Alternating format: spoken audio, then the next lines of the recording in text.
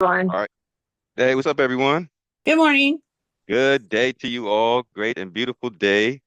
I am going to try to shake the winter blues off your face today. Oh, I You don't go. said you don't have the winter blues? I love the winter time. Oh my gosh, I love Uh, all this cool weather. Call me morbid. Sound a lot like my wife. It's like as the sun goes away, the rain, the cozy. I get that part. See, I'm there with you, girl. I am there with you. I will start making more soups. I will make Hmm. Yep. teas in the middle of the day, warm, cozy stuff. But what it does to my encouragement to take care of myself, the comfort food is everywhere. The seduction of comfort is calling my name in every corner of the house. So Hey. that's the flip coin that I experience with that. I'm assuming you guys have know someone or have experienced that yourself, but yes. I hear you. I hear you. We're gonna go and just jump right in. Let me grab my notes for y'all. No, I don't want to cancel this call. And cool, we'll do gallery views.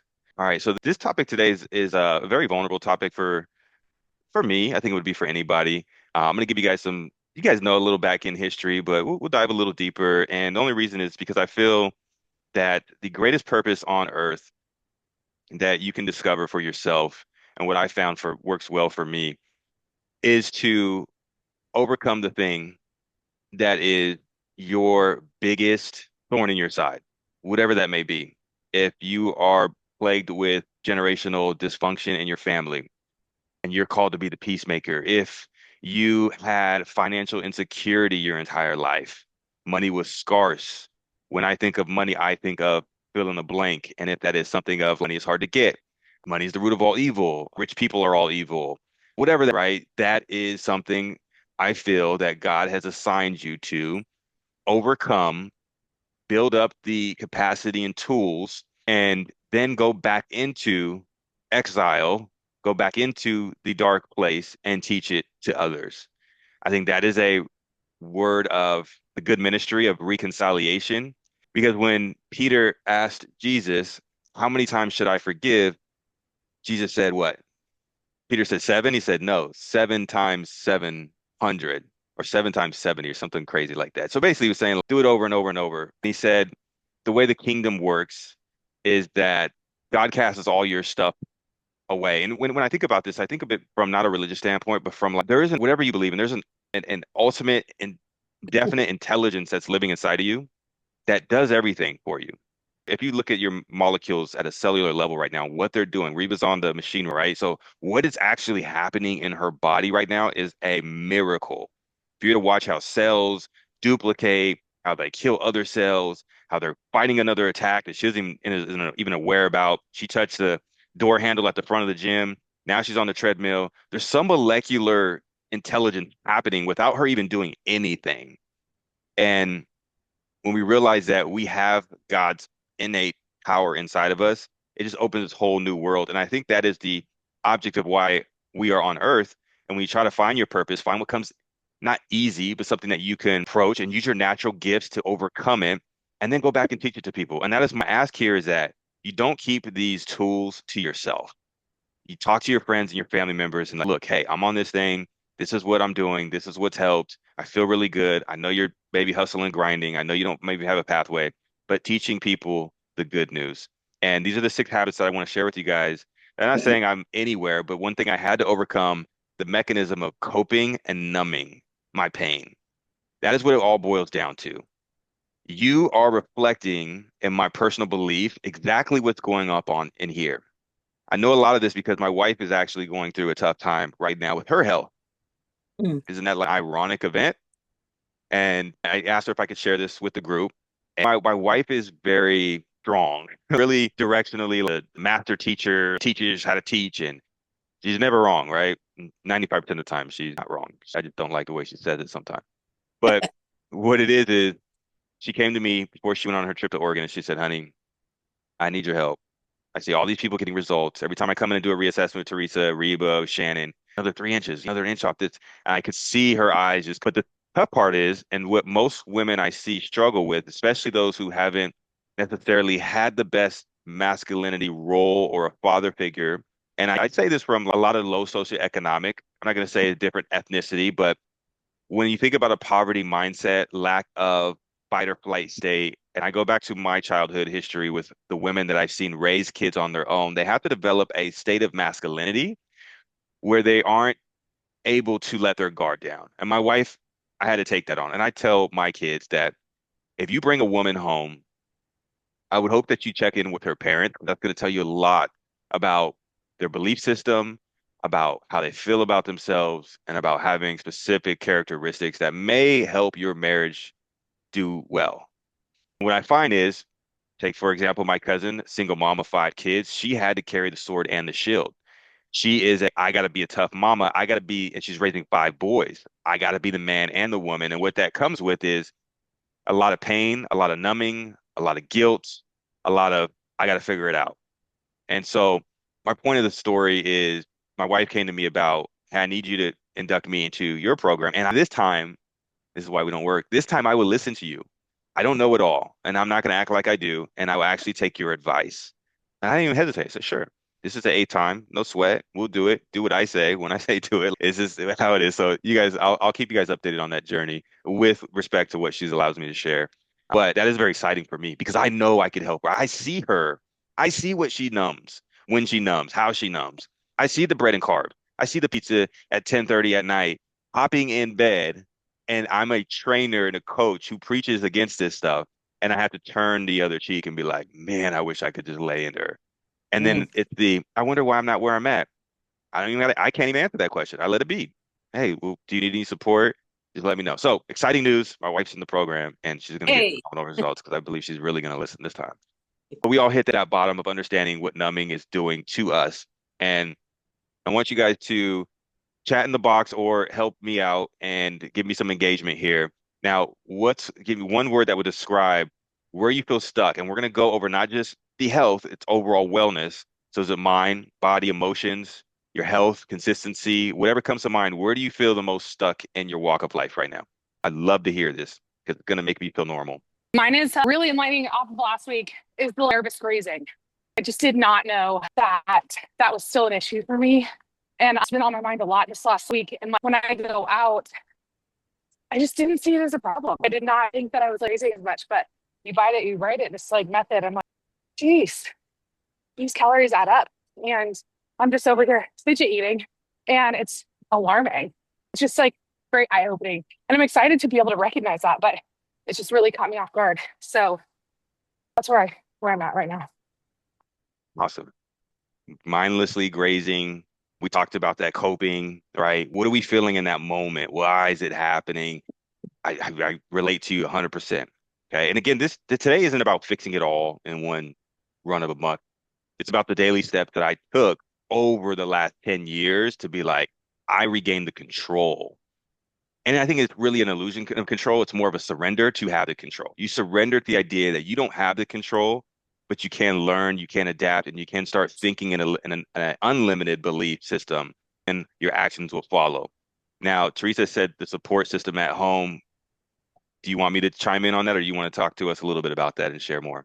oh, I've just got an adversary for a husband. I love him, but he is destructive to my whole process because he's dragging home my favorites. And I'm like, Teresa, you're trying to be strong, staying away from it. Or if I absolutely have to have it, like not nearly as much as I would like. But I even told him, I go, you're really making it hard for me to be disciplined. But then again, my discipline is on me, it's not on him. So I have to stay disciplined whether or not and then some of the comments he makes, it's defeating. And I just have to push past every bit of that because I'm strong and I can do this. But it's when you don't have the support around you. And plus, I'm not telling a lot of my close friends or family what I'm doing right yet because I feel like every time I tell them, I fail. And I think we discussed this before. I fail. And then I'm feeling embarrassed about what I've said. And so it's like, I would rather have it work first and then let them say, wow, what did you do? Surprise, here I am. I'm healthy again. Seriously. That's a big one. Thanks for sharing that. The support system at home is so important. It's so vital, especially allowing what you allow in the house. Oh, But I love that you started the conversation and you planted the seed. And now it's a matter of just continuing to water it. And on the husband's end of the view, and this is why I like that I'm able to work with you guys because you guys get to see on the husbands.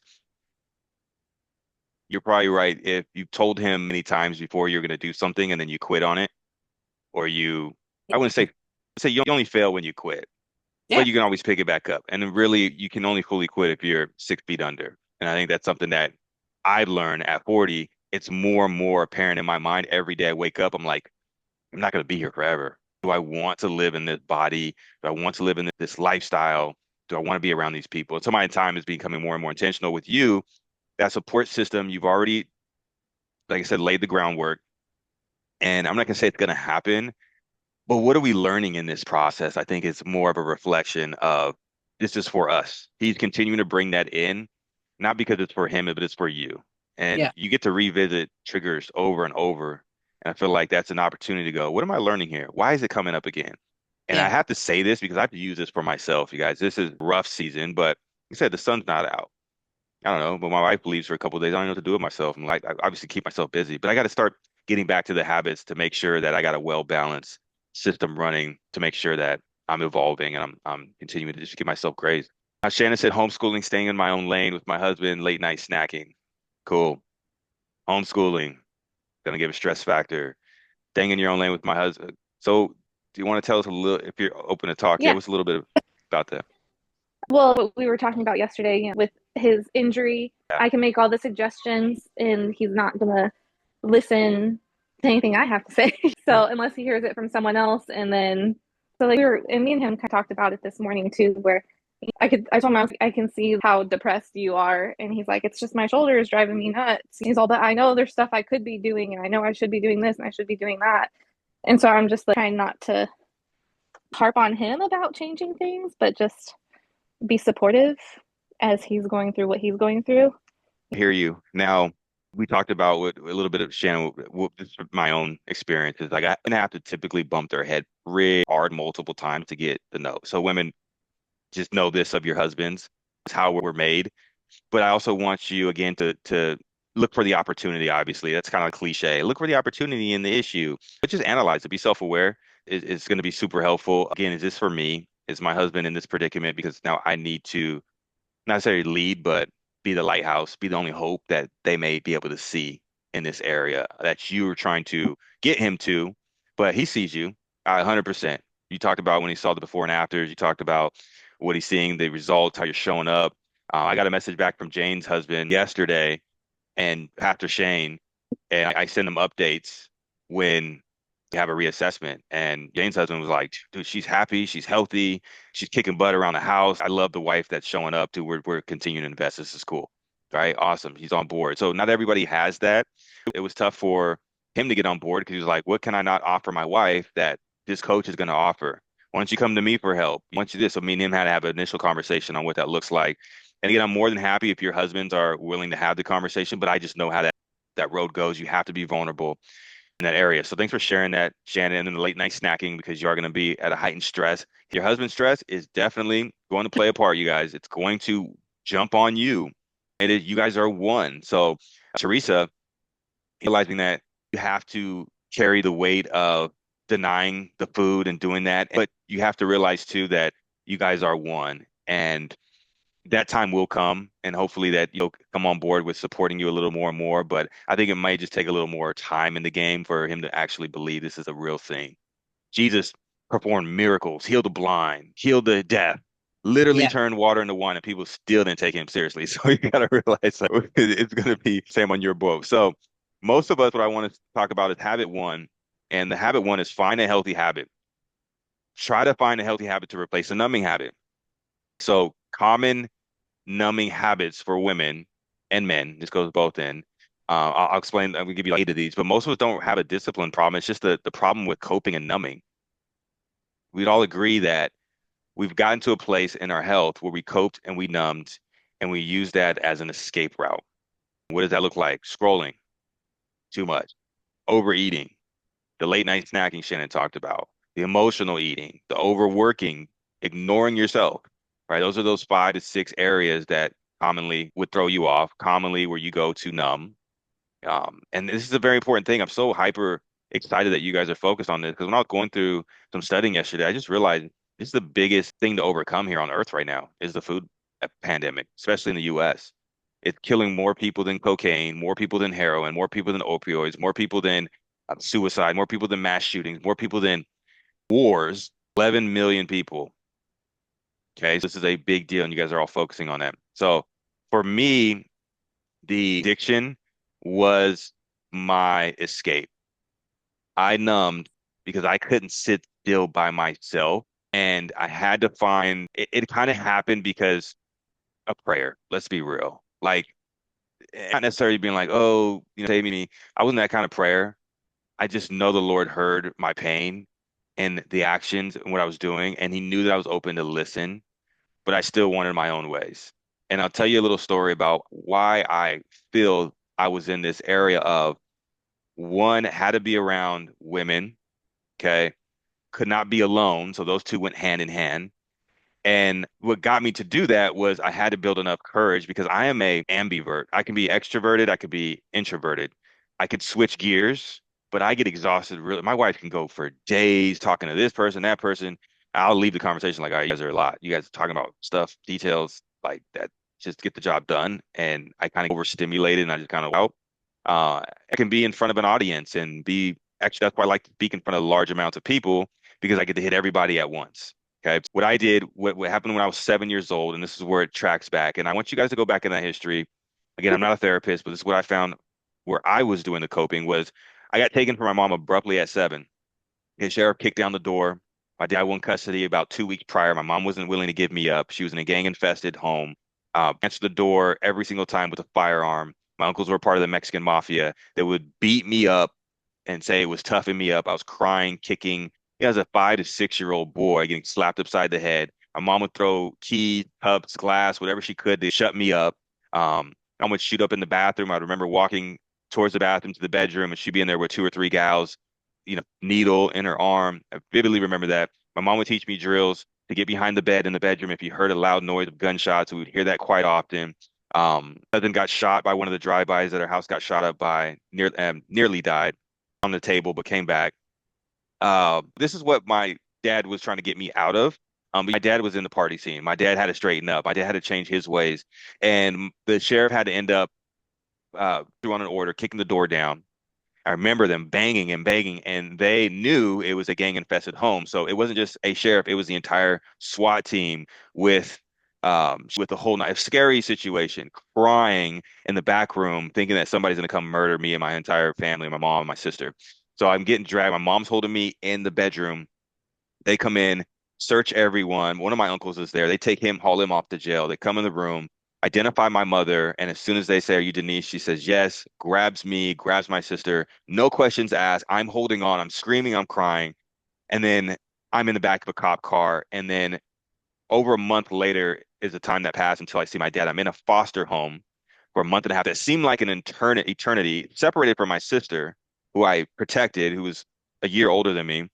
9 kids, getting beat up at the lunchtime or whenever an older kid wanted to like his way, not anything sexually, but punk me. So I'm fighting kids in this foster home. There was no oversight. It's like a jail. It was cold. There's a little cafeteria. You're walking through halls. It's like bulletproof. I mean, it was just so I go back to that and I go, wow, this is why I am so frightened and terrified to be alone. Because I was alone for that month, ripped from anything I ever knew until seeing the light of my eyes of my dad one day and him taking me home, signing off on papers, and finally going to live a new life. And so from that moment on, I learned how to cope and be like, what do I do? I didn't have alcohol in that 7 years old, right? I didn't have anything. So learning how to cope as an older man, being like, okay, if I don't have, I couldn't imagine not having a girlfriend. I always had to have a girlfriend, 2 or 3 at a time. And I realized like, you cannot sit still and be alone.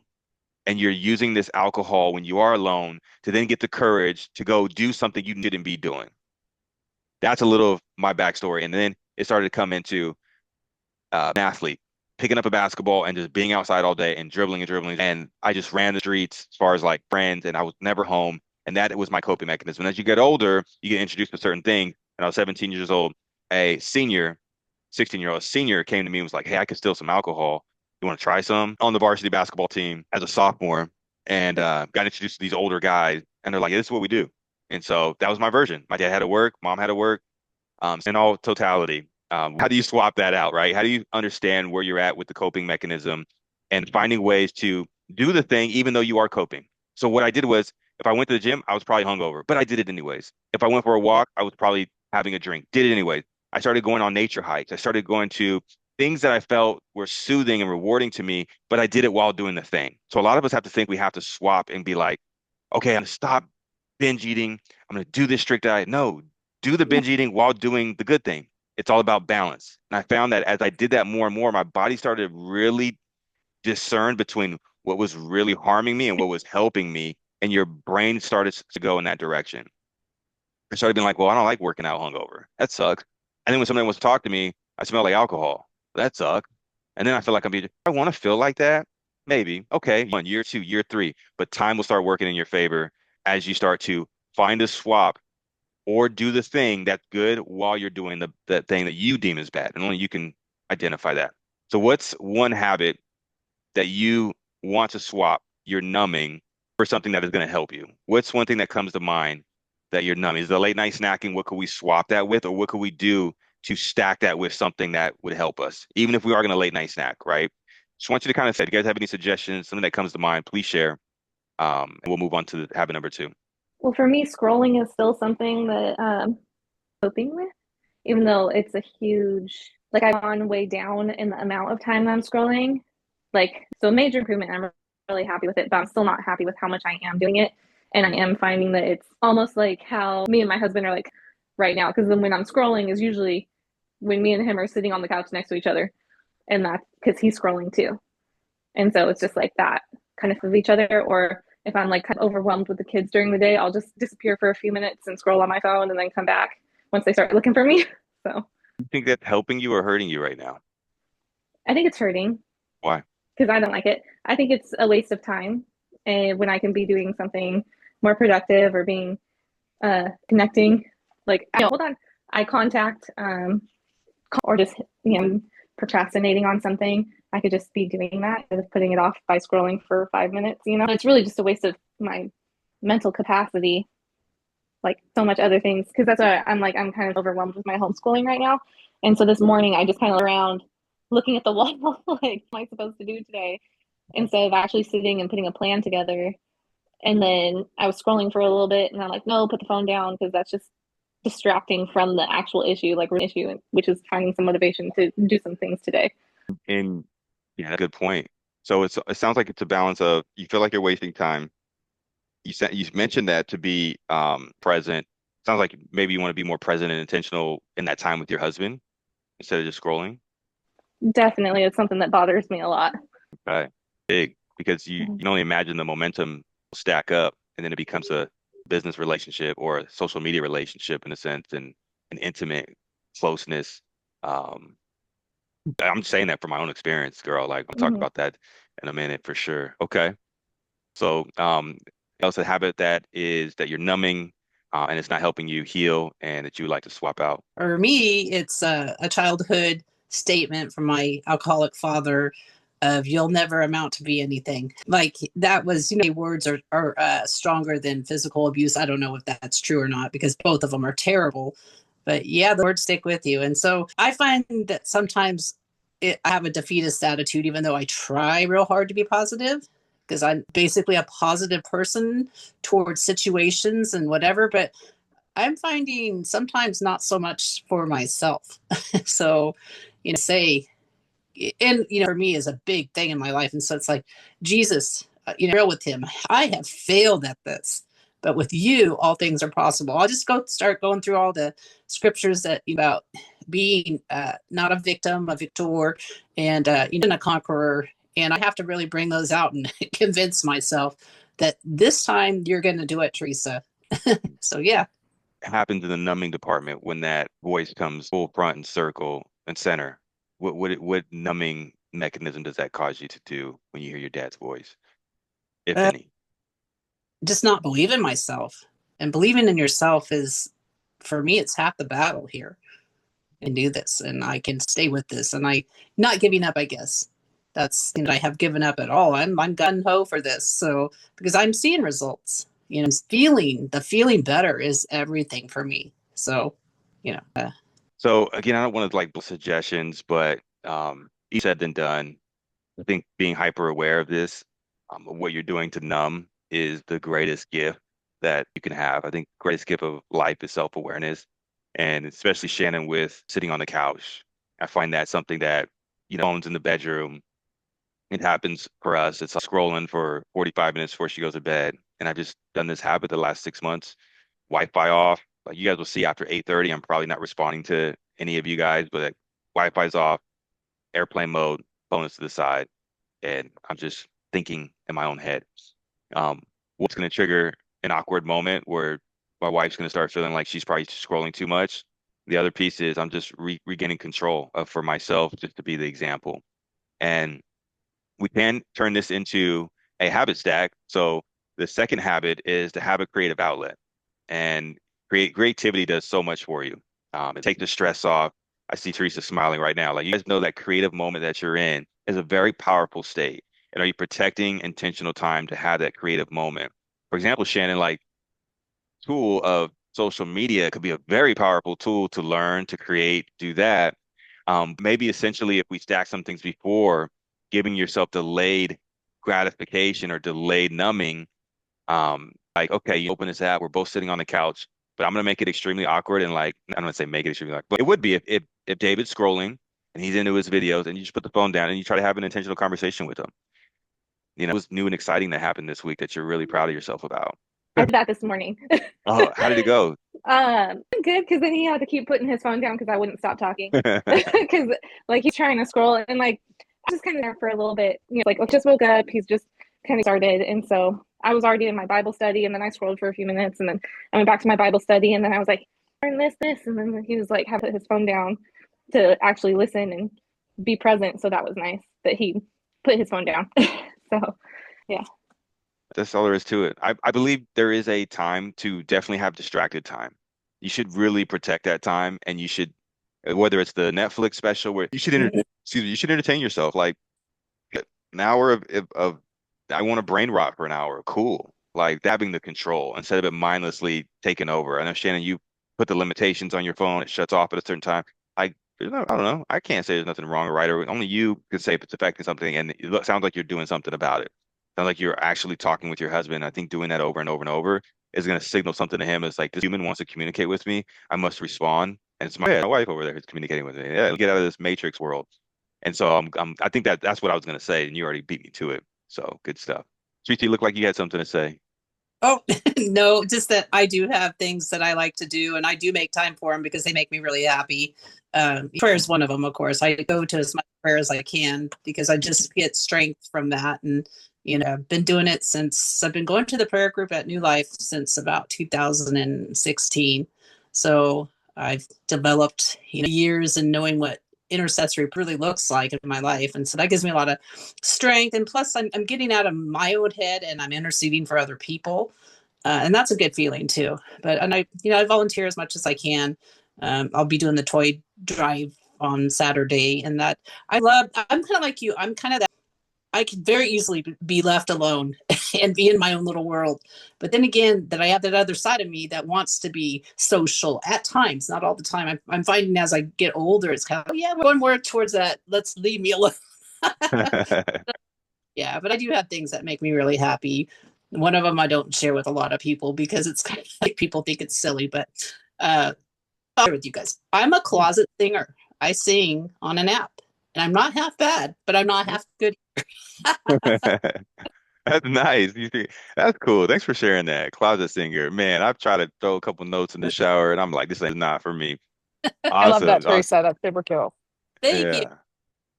Anybody else want to share a creative outlet that brings you joy? I just got in public and it just got really quiet. Everyone. I guess you guys are inspiring me because I just feel like everybody's listening to me. Sorry, I'm backing up one sec. It's like I struggle right now with people, but I'm a very extroverted person, like single, I don't have kids, and I like being out of the house. And so raising at home was a really big deal that I felt like so confident about. But like this when I'm out of the home situation that I thought I had like handled also, but clearly like is myself. But then I'm like, okay, so you just like saying that. But like something in the back of my mind the last like is like to be alone more and like let it embrace that peaceful side. And love painting. And I actually, Teresa, don't tell a lot of people that. And it's, yeah, I like a little spot in like my guest room for me to paint, but sometimes it's hard for me to just even like pep the paintbrush and like think about it all the time. So I think you guys are just like another voice, like you're like, you know, to sit in that peace and learn how to like comfortable in a space that like you enjoy. And I don't know why I'm not comfortable. And with that, maybe we'll discover it along the way. I'm numbing by like loud noises around all the time. But yeah, I'll work on that. So thank you for the inspo. I only could dream about being an artistic person. I always wanted to be, but I'm like, okay, that's just not my gifting. You know, I have several friends that are painters, and I always admire what they do. I have art in other forms. I see spatially a space and like with decor, and so it's good. Awesome. Guys, one thing that you can tell you just from like a biblical standpoint is that creation is your superpower because we were put on this earth to create. Now, if we were created in God's image, who is a creator, you're a creator at the baseline. And so tap into that. My wife does it. It's wonders for her. It's just used to so much chaos. Okay. Her parents, stepdad, mom, meth addicts for many, many years, a lot of fights, a lot of troublesome in the home. Oh Her dad was gosh. her original dad was an alcoholic, abusive, raped her mom multiple times. So she was a middle child, always trying to keep the peace.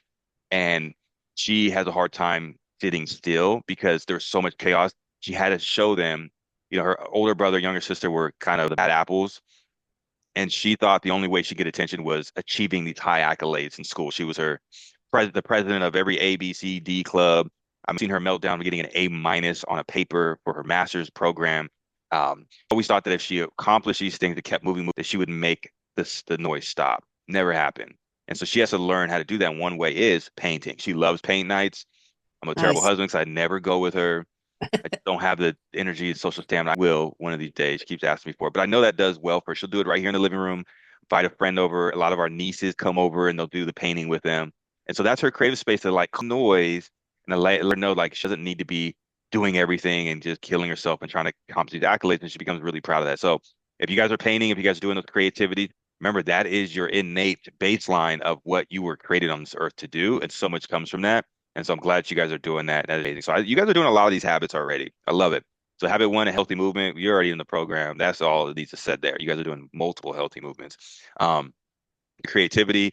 And my me an example, my creativity was molding people's body. Like got fascinated on when I became a high jumper as a junior in high school and blew everybody out of the water. And I was competing at private schools and private invitations. Right out of the gates, I was just a really good jumper and went on to accomplish a lot. And I realized just how fascinating the human anatomy was with the muscles. And I had a coach that came down and coached me from USC. And he showed me all these things about how the body moves and the inertia. And I got just, whoa. And that was my creativity. I said, how can I change and mold people? So I started out with athletes, started out with coaching the track team. Then it went to helping people get in the best shape of their life. Then it went to molding my own body and standing on stage and doing men's physique competitions. And then just the creativity of that was really my outlook. And that's why I'm here today. That's why I'm actually doing what I love to do with you guys. So the third habit is build your knowledge. Now, you can't change what you don't understand. Okay. And knowledge is going to give you options. I'll give you power. Okay. So I want you to what helped me an example is I had to study the alcohol. I had to study the staying alone and why I can't do that. I had to study why I wasn't satisfied with or got tired of women really quickly. Like I had to study the heck out of that. And it was my drive from Sacramento to San Jose and my corporate job when I first moved out here with who was my girlfriend at the time. And I sat in a car for 7 hours there and back in the morning. It taught me a lot on understanding knowledge, understanding your sleep, understanding your emotional patterns, understanding, faith books. So it's one area that you have to, I believe, really uncover. And so I want you guys to share what's one thing that you've learned recently about your journey, whether it be health, whether it be about yourself, helps you see your body, see your health, see your outlook on life differently. What's one thing that you've learned from a knowledge base to help you see these things? Well, this one is of recent, but longest time because of the rejection and abandonment of my dad, I was kind of on people, that word, I forget what it's to make sure people liked me. And I had to, oh gosh, give and get do. But there was nothing for myself. And, it's pretty selfless. I actually, in a healthy way, am a selfless person, but it was God's freeing power to, you don't need all that. And, there's a word on the tip of my tongue. People, it's where you need people to approve of you. And now I would have been freed of that. And it's like, I know what I am. And if you're not a fan of mine, you're not for everybody, and everybody's not for me. And that's okay. That's what I have to, free me from a lot of inner turmoil. People, I've had a hard time trusting. That's something that you got to take steps of faith in. And like I said, your best friend can disappoint you. You can disappoint your own best, or disappoint my best friend. People are fallible, and that's okay. Here, good share. Were you looking for the word people pleasing? Yeah, approval addiction. It's an addiction. Yeah, %. Yeah. Yeah. Not anymore, and it feels good to be free of that, because it's like, wow, you beat yourself up if you think somebody. It's a demon in your mind. Oh gosh, what did I do? What? Constant. So yeah, I'm so glad. I'm so much more peaceful. And if I have offended you, then be brave and come tell me, so I can be the first one to say, I'm so sorry. I didn't mean it. Or if I did mean it, forgive me. People want to harbor things, and that's on them. That is so much freedom in that thought process. And we may look back 100 years from now and be like, we need to please everybody. I don't know. I doubt it, because again, go back to the example, Jesus tried that. It didn't work. Was the ultimate, I have everything for you. Just come to me. I'll give you drinking water. And people still hated him, crucified him. I go back and I have to talk to my wife about this, because she is that. She will, I think I gave you guys the story of not her being able to show up on time for the info booth. Then somebody else took her spot and said, hey, I got it. Don't worry. I'll cover you. And she was like, I was supposed to cover for Rose, and I was 5 minutes late. She could not worship. She could not do it. Her mood the whole day was like that. And I'm like, man, I don't have that problem because of my wiring in my head. I've learned to not trust people, and oh, you're just going to do this anyways. And it helped me get over that kind of stuff really early. And I think most men are like that, because we're kind of I see that in the women culture a lot. I see that so much. The mom groups, let me show up to make sure, Sue doesn't think I'm a mean person, and that'll live with you guys, and that'll manifest in yourself. I don't know if you use the word manifest, but you know what I mean? It'll into some stuff that you're not really happy of. So I'm glad that you're sharing that. It is a skill that you have to practice over and over and over, and realizing that when you walk past someone, me and Reba, I think, talked about this, I think the other guy, when you walk past someone, you're more in your head so much, right? Think about it. You're passing somebody in the grocery store, and you guys are the only person there, and you're thinking they're thinking about you, and they're thinking that you're thinking about them. And then the whole time you guys are just thinking about yourself. And we know this because your number one favorite word in the entire world, and you can correct me if I'm wrong, but Teresa, your favorite word to hear in the entire world is Teresa. I guarantee you, in a crowd of 1 million people, we could say 1 million words, but if I say the word Teresa, your ears are going to perk up a certain way. You're going to be attentive. You're going to be like, oh, somebody said my name. If somebody's giving a speech and say the word Teresa, and there could be 8 million Teresas, you're going to feel a certain way. So we think about it, we're really self-focused.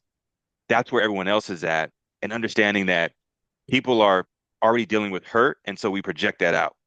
Every time my wife brings up something, because I've been so financially insecure, growing up in a poverty mindset, we have to go over our bills twice a month. Me and her I date a teacher. I'm not dating. I'm with a teacher. She has Excel spreadsheets. What's coming in? What's going out? We're going to talk about a little bit more about what that looks like. But I had to learn over the years that this is just the conversation we got to have. I used to fight it. No, I'm going to go to the gym. We don't need to talk about that right now. Why? Because I didn't want to look at the numbers. I didn't want to go and see. And even if it was a good month, still don't want to look at it, because I don't want to see what's leaving. So now I know I got to pay bills that maybe I didn't want to pay. All these things start happening, but regaining the control and sitting that emotion is something that I had to learn over and over with my wife, but it still is something that was on the surface. I don't know where I'm getting off topic. I'm going to talk about that next. But let me ask you, if you wanted to share on the build your knowledge, some area that you've had to build knowledge on the thing that you're struggling with. All right, cool. Take it as a no. All right. Now, evolving your mindset, okay, it is a reflection that you are here today. You guys know I have 15 to 20 consultations a week. very rare, and I get a lot of noise. I've heard it from, I'm gonna get my foot amputated. I need your help, to my husband's gonna leave me. He said I need to get right. I'm like everybody in the household too. I've been date for 20 years. He doesn't want to do it. I'm at a low point. I know he said I need to lose some weight, like anything and everything, but very few people actually pass the test. And the test is a 7-day test drive. So I put a lot of people in that 7-day test drive. And what I found out is there is a language that only you can understand if you're here today. It is a language of growth mindset, not for everybody. I'm not going to call out anything, but Teresa, with the snacks coming in the house, there's a language of growth mindset in that area that only you speak. It's foreign to the other person. And we got to realize that more and more. Shoulder hurt, right? There's a growth mindset, like, got to get out of the way of thinking that it's just going to go away. And that takes some grit. That takes some inner work. So I always predicate this as if you're in a program, you're investing in your healing, you have done the inner work to a degree. There is no way you can do this without doing the inner work first. This ain't for you. You know what you're going to do? Continue to scroll, continue to save reels, tell everybody every single year you're going to do something crazy, but never actually put your treasure where your heart needs to be. And it's just a simple fact of that. That's why we've been conditioned. Now, when your world changes, okay, it changes, then it expands. Okay, is going to drive your behaviors more and more. So we evolve our mindset on who we are and who our identity is in. That is where you overcome a big barrier for yourself. Okay, so common identity statements that women make time and time again, that you can realize the inner work has not yet been done, and faith comes by hearing. So by what you say. A client said the other day, she quit. She was like, I can't. I said, you're absolutely right. I didn't even balk with it.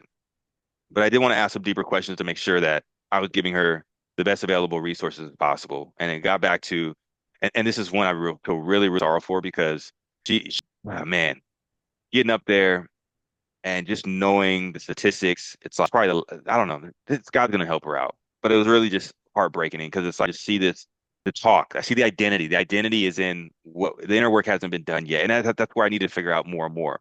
Can't, too tired, too busy. I've always struggled with this. I don't have the discipline. This is just who I am. Now, if you are created in God's image, I feel like that is the highest form of taking the Lord's name in vain. Because if you are I am, you mean the God who created you. You mean you're not capable of you not being tired, or you being too busy to help yourself, or you not being disciplined enough. And by whatever you speak, oh, I'm just going to go out and do this anyways. Yeah, you can do it. There's absolutely no doubt in my mind that what you say is you're going to do. It is Jesus passed by the bush. It said, bush wither away. And the disciples came back, said, it withered away. He said, duh, tell the mountains to move, they'll move. Like, your faith that by what comes out of your mouth.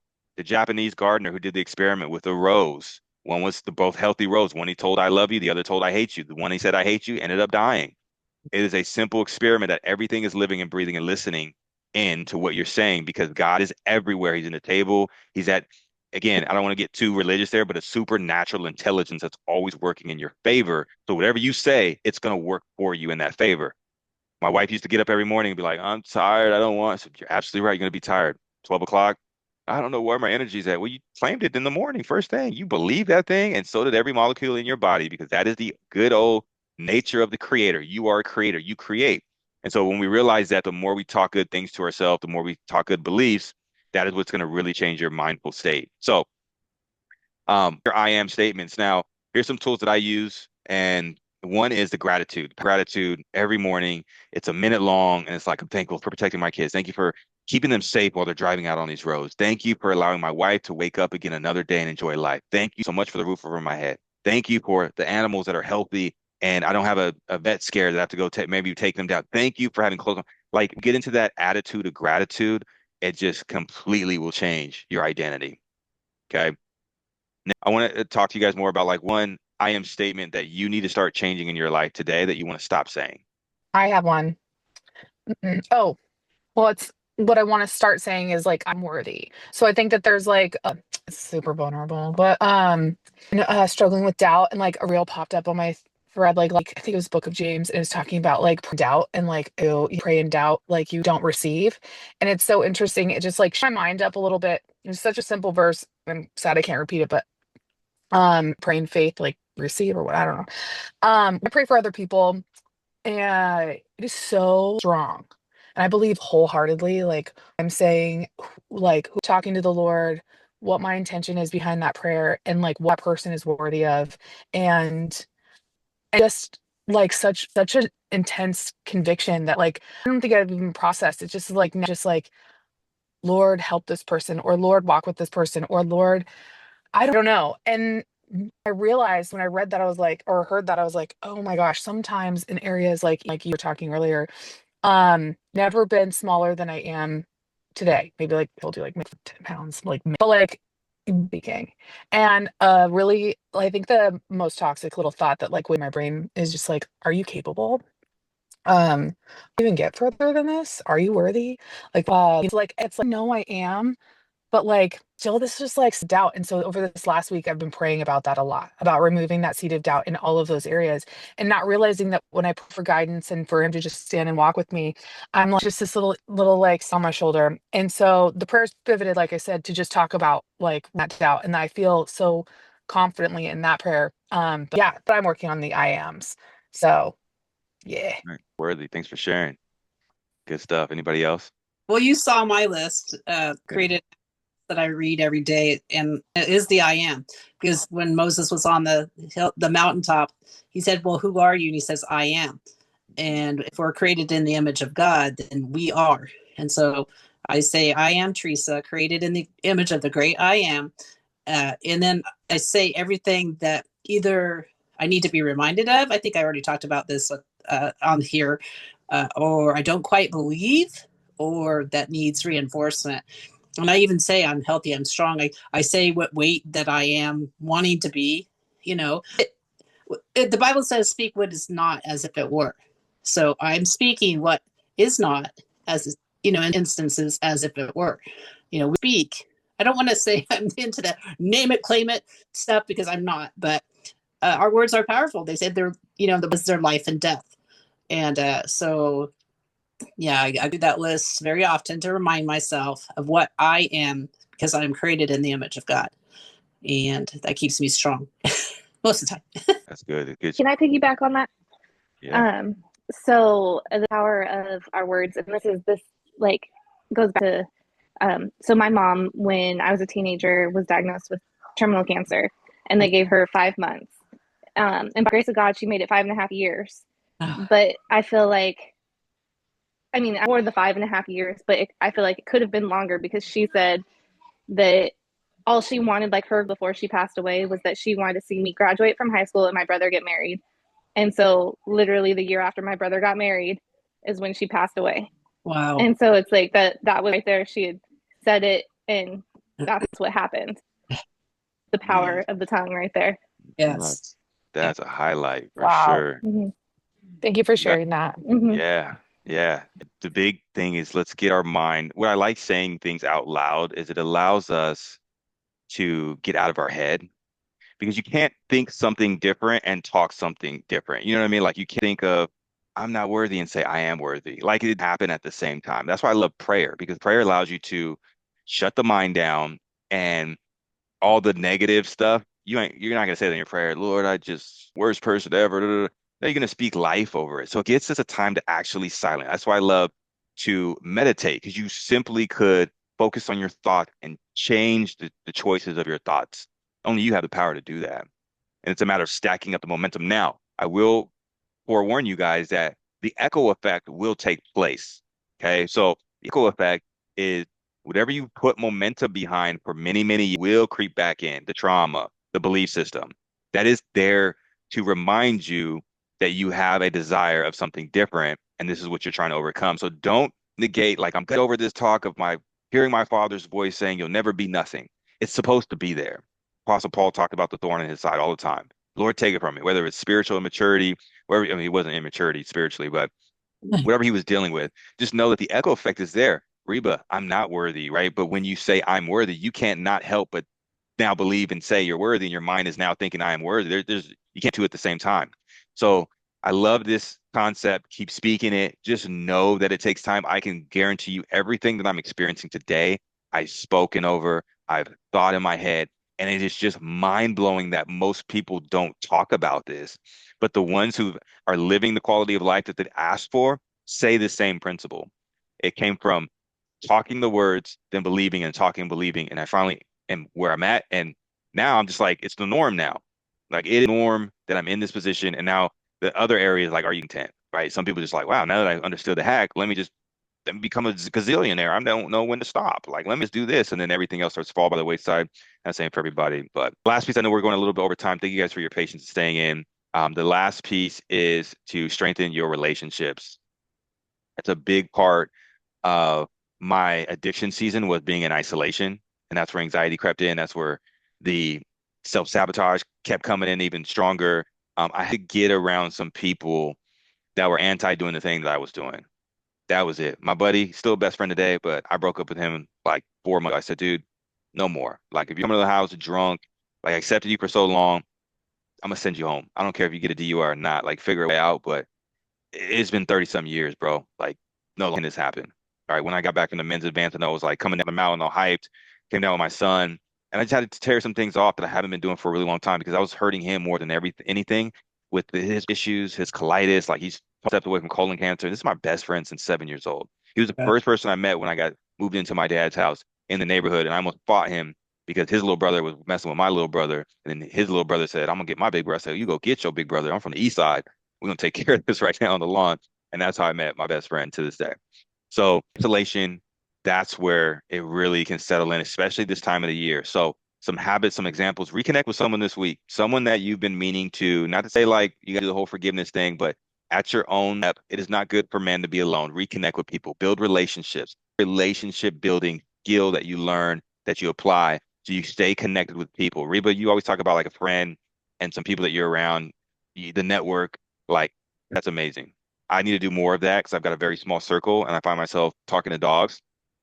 And well, I got you guys, right? And it's all in my work and who I talk to. But you got relationships. Relationships, they help me stay grounded, especially being around the older men at the church, getting to see people who've gone before me.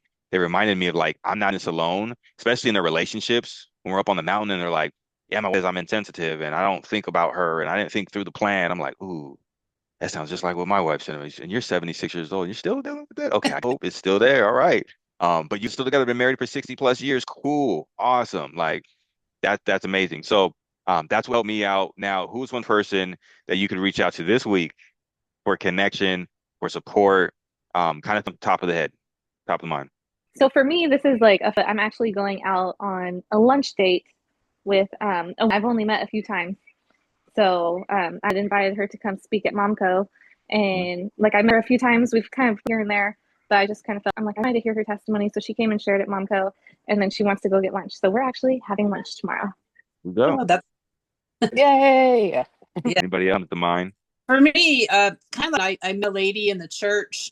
She had come sit next to me in a class. Well, it turns out she's only been in the area for about a year, and this lady, oh my gosh, she is. It's like it's so weird who God puts in your life, because this lady, she's so down to earth. Struggled a little bit with relationships with women, because I'm not that person that wants to compete with anybody. I never have been. I never will be.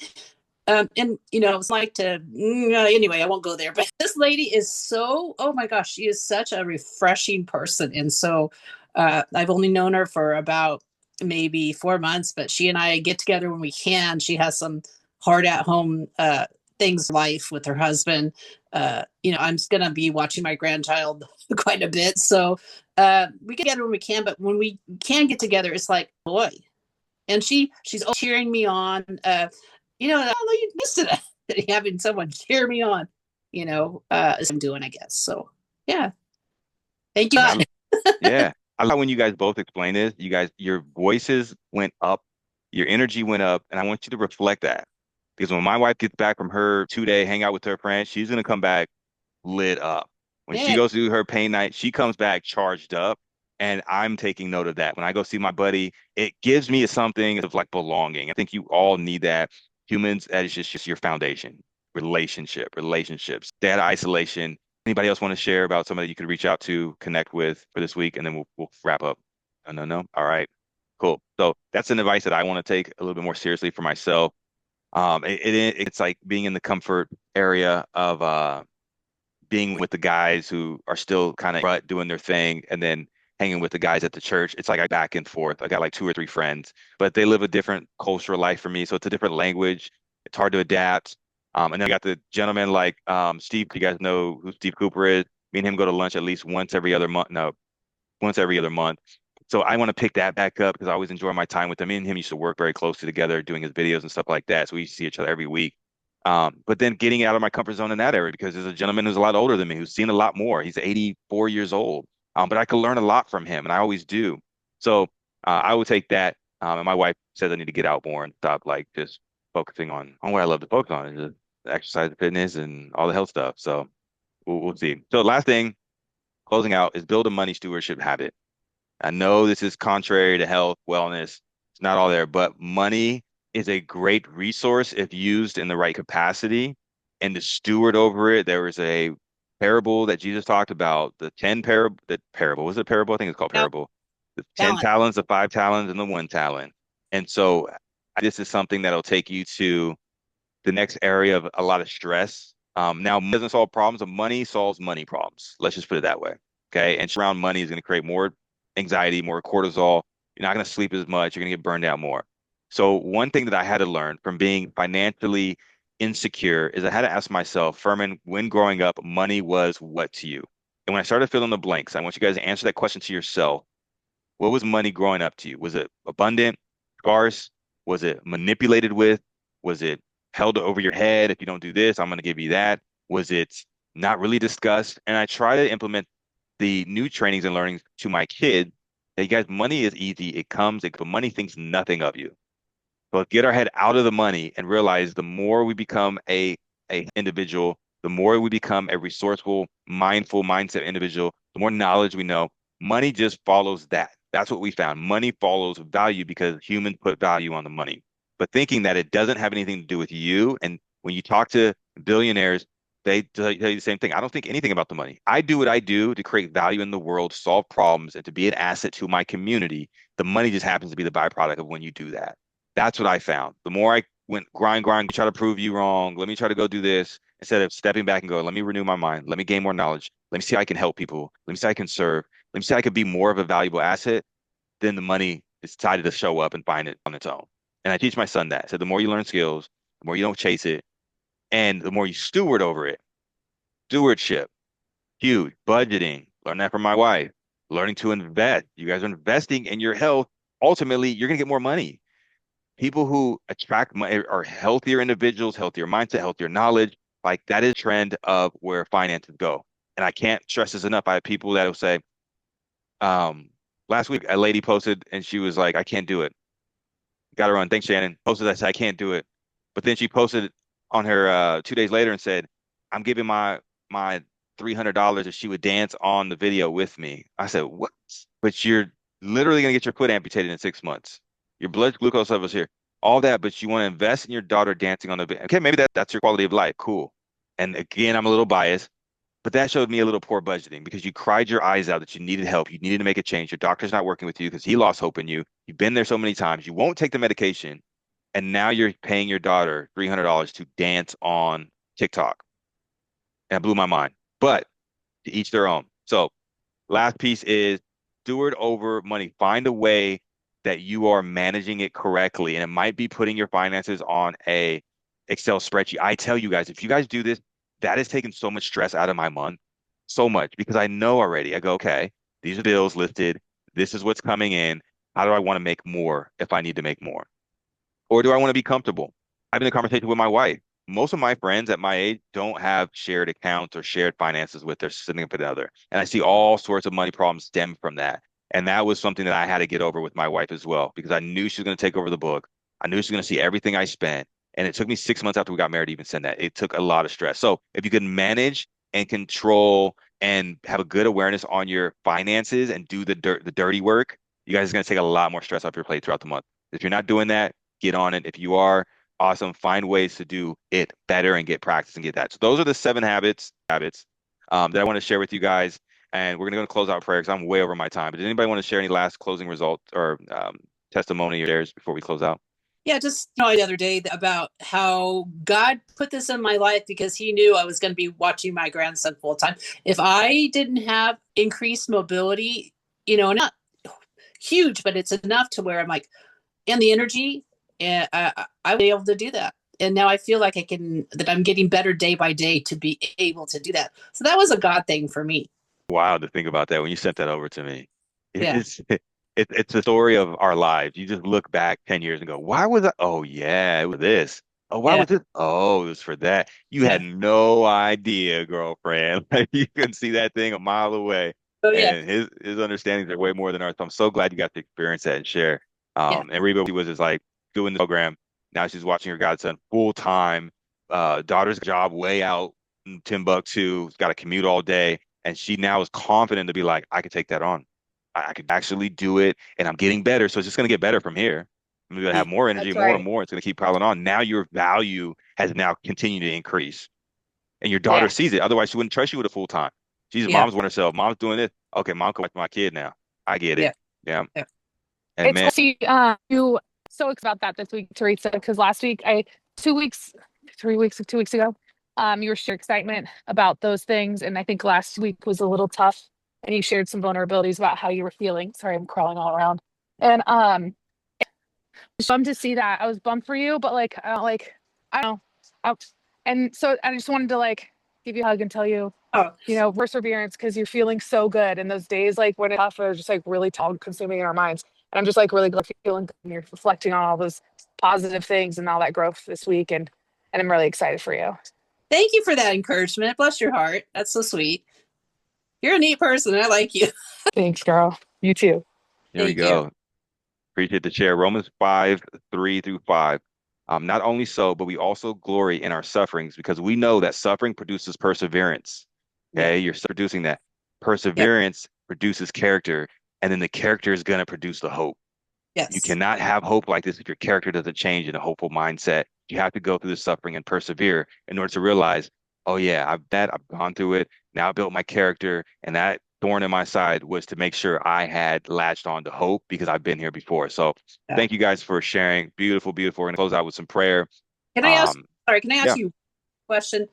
I am incessantly craving carbs, and I don't usually do that. Is there a rhyme or reason to that, or is it just I don't know?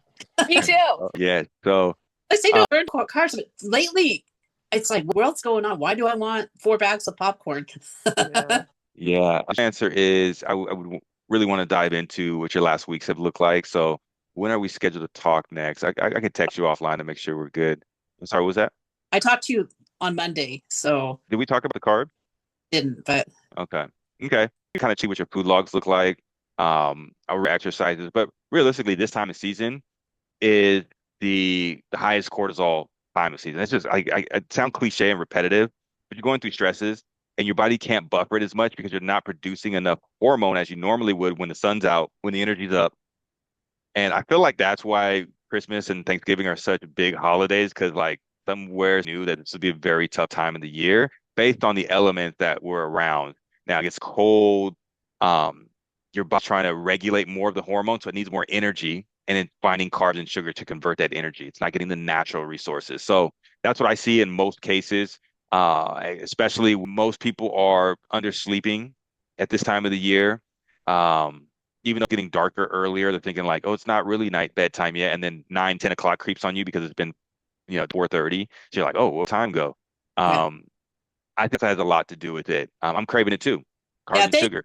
that makes a lot of sense. I was just wondering where it was coming from, but that does make a lot of sense. Yeah. Yeah. Staying hydrated. One thing I would suggest is like a magnesium glycinate is a good supplement, or magnesium in general, and Yep. vitamin D. Keep Yeah, up on those two.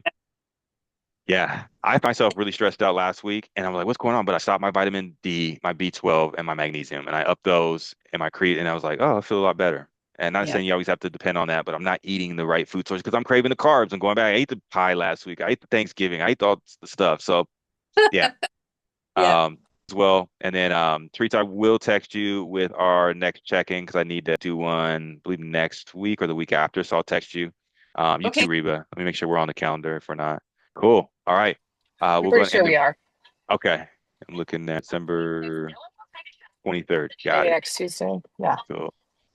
All right, let's go ahead Cool. and close out in prayer. Father God, I just thank you for another monumental, groundbreaking interaction with my team, with those who have persevered through this tough season, Lord. You see them all. You see their work. You see not even their work. You see their faith. You see their belief in the hope that is already happening now. There's not a time limit.